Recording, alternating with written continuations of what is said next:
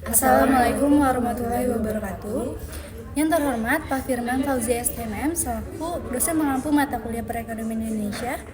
Video ini kami buat untuk memenuhi tugas besar 1 perekonomian Indonesia. Sebelumnya perkenalkan kami dari kelompok 4 yang beranggotakan Fazrul Tanjung Siregar, Azraning Tias Putri Wibowo, Sylvia Amanda Melana, Salsa Nabila, Septiana Dewi Romani. Dan berikut adalah video pemaparan dari presentasinya. Assalamualaikum warahmatullahi wabarakatuh. Nama saya Panji Sanjaya Tanjung dan saya akan mempresentasikan masa ekonomi Indonesia masa reformasi. Setelah krisis ekonomi pada tahun 1997, maka laju pertumbuhan ekonomi Indonesia turun menjadi minus 13,16% pada tahun 1998, bertumbuh sedikit 0,62% pada tahun 1999. Dan setelah itu makin membaik. Namun apabila diteliti lebih mendalam akan terlihat adanya permasalahan dalam pertumbuhan ekonomi tersebut. Sektor ekonomi dapat dikelompokkan atas 2 kategori, yaitu sektor real dan sektor non-real. Sektor real adalah sektor penghasil barang seperti pertanian, pertambangan, dan industri, ditambah dengan kegiatan yang terkait dengan pelayanan wisatawan internasional. Sektor non-real adalah sektor lainnya seperti listrik, bangunan, dan perdagangan. Lalu ada pengangkutan, keuangan, dan jasa-jasa. Menurut perhitungan Departemen Tenaga Kerja dan Transmigrasi, tingkat pengangguran pada tahun 2004 sebesar 10,3 juta meningkat menjadi 11,2 juta pada tahun 2005 dan diperkirakan sebesar 12,2 juta pada tahun 2006. Sumbernya dari Kompas tanggal 7 Agustus tahun 2015. Persentase orang miskin pada mulanya juga terus menurun, tapi sejak tahun 2005 sudah mulai bertambah dan hal ini disebabkan oleh sektor yang tumbuh dan itu adalah sektor non-real.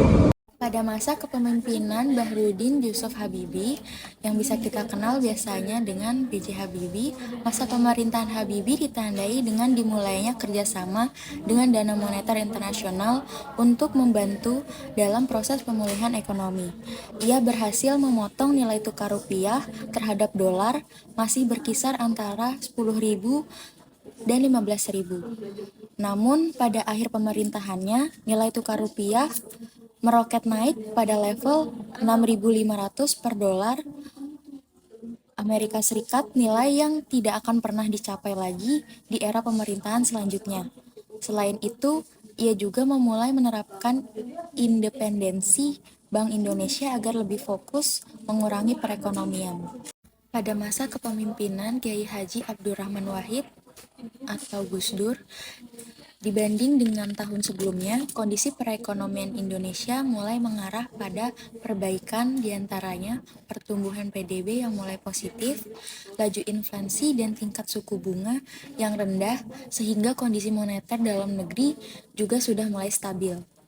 Hubungan pemerintah di bawah pimpinan Abdurrahman Wahid dengan IMF juga kurang baik, yang dikarenakan masalah seperti amandemen Undang-Undang Nomor 23 Tahun 1999 mengenai Bank Indonesia, penerapan otonomi daerah, yaitu kebebasan daerah untuk pinjam uang dari luar negeri, dan revisi APBN 2001 yang terus tertunda. Selanjutnya, politik dan sosial yang tidak stabil semakin parah yang membuat investor asing menjadi enggan untuk menanamkan modal di Indonesia. Dan juga makin rumitnya persoalan ekonomi ditandai lagi dengan pergerakan indeks harga saham gabungan atau IHSG yang cenderung negatif, bahkan merosot hingga 300 poin. Dikarenakan lebih banyaknya kegiatan penjualan daripada kegiatan pembelian dalam perdagangan saham di dalam negeri. Pada masa kepemimpinan Presiden Abdurrahman Wahid pun, belum ada tindakan yang cukup berarti untuk menyelamatkan negara dari keterpurukan. Padahal ada berbagai persoalan ekonomi yang diwariskan Orde Baru harus dihadapi. Antara lain masalah KKN atau korupsi, kolusi, dan nepotisme, pemulihan ekonomi, kinerja BUMN, pengendalian inflasi, dan mempertahankan kurs rupiah. Alih-alih Presiden terlibat skandal Brunei Jet yang menjatuhkan kredibilitasnya di mata masyarakat. Akibatnya, kedudukannya digantikan oleh Presiden Megawati. Selanjutnya, pada masa kepemimpinan Megawati Soekarno Putri, ini mengalami masalah-masalah yang mendesak untuk dipecahkan, seperti pemulihan ekonomi. Kebijakan yang ditempuh untuk mengatasi persoalan ini yaitu dengan meminta penundaan pembayaran utang sebesar 5,8 miliar pada pertemuan Paris Club ketiga dan mengalokasikan pembayaran utang luar negeri sebesar 116,3 triliun. Kebijakan privatisasi BUMN juga merupakan solusi dari permasalahan ini, di mana privatisasi adalah menjual perusahaan negara di dalam periode krisis dengan tujuan melindungi perusahaan negara dari intervensi kekuatan politik dan mengurangi beban negara. Hasil penjualan itu berhasil menaikkan pertumbuhan ekonomi Indonesia menjadi 4,1%. Namun kebijakan ini memicu banyak kontroversi karena BUMN yang diprivatisasi dijual ke perusahaan asing. Di masa ini direalisasikan berdirinya KPK, tetapi belum ada gebrakan konkret dalam pemberantasan korupsi. Padahal keberadaan korupsi membuat banyak investor berpikir dua kali untuk membuat banyak investor menanamkan jalan modal. Di masa ini juga direalisasikan berdirinya KPK, tetapi belum ada gebrakan konkret dalam pemberantasan korupsi. Padahal keberadaan korupsi membuat banyak investor berpikir dua kali menanamkan modal ke Indonesia dan mengganggu jalannya pembangunan nasional. Meski ekonomi Indonesia mengalami banyak perbaikan, seperti nilai mata tukar rupiah yang lebih stabil, namun Indonesia pada masa pemerintahannya tetap tidak menunjukkan perubahan yang berarti dalam bidang-bidang lain. Pada masa kepemimpinan Susilo Bambang Yudhoyono atau lebih dikenal dengan SBY, berikut kondisi dan kebijakan-kebijakan masa kepemimpinan SBY di bidang ekonomi antara lain, hingga Maret 2005 utang luar negeri sebanyak 136,6 miliar US dollar dan masa penundaan utang Paris Club 3 sudah habis. 100 hari pertama lebih banyak bicara ekonomi makro daripada secara spesifik program peningkatannya ekspor.